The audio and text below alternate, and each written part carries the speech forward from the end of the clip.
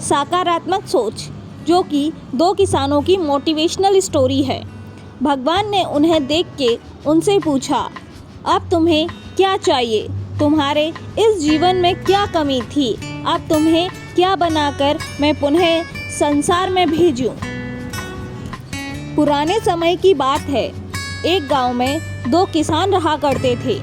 दोनों ही बहुत गरीब थे। दोनों के पास थोड़ी थोड़ी ज़मीन थी।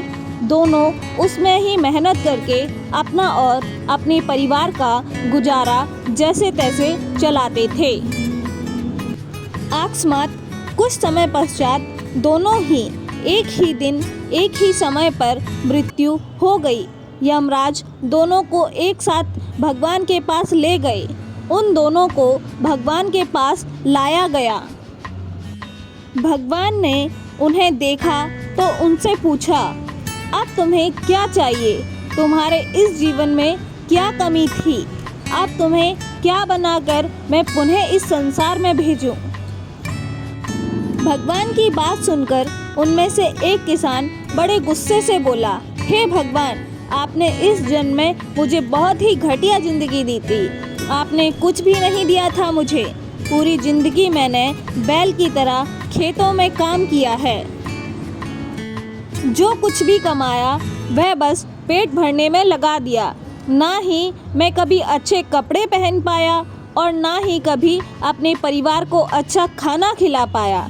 जो भी पैसे कमाता था कोई आकर मुझसे लेकर चला जाता था और मेरे हाथ में कुछ भी नहीं आया। देखो कैसी जानवरों जैसी ज़िंदगी जी है मैंने।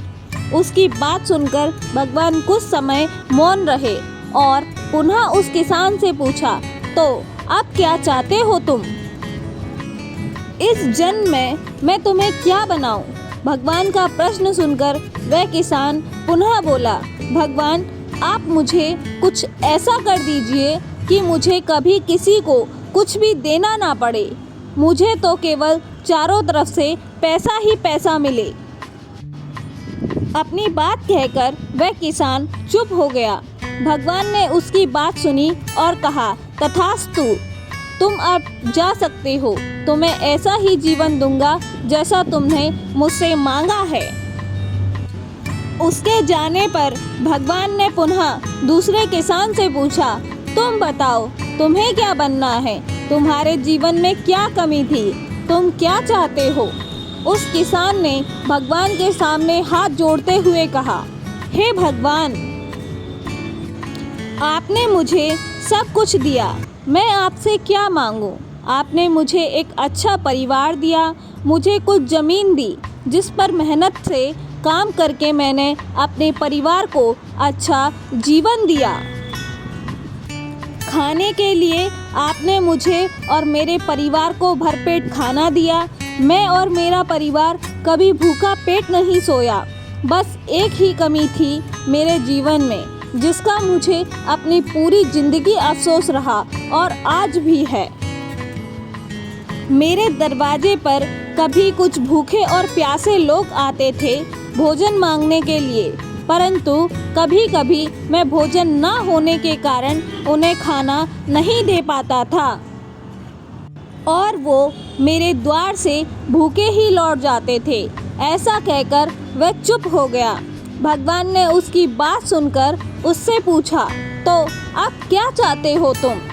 इस जन्म में मैं तुम्हें क्या बनाऊं? किसान ने भगवान से हाथ जोड़ते हुए विनती की, हे प्रभु, आप कुछ ऐसा कर दो कि मेरे द्वार से कभी कोई व्यक्ति भूखा प्यासा ना जाए। भगवान ने कहा, तथास्तु, तुम जाओ, तुम्हारे द्वार से कभी कोई भूखा प्यासा नहीं जाएगा। अब दोनों का पुनः उसी गांव में एक साथ जन्म हुआ। दोनों बड़े हुए।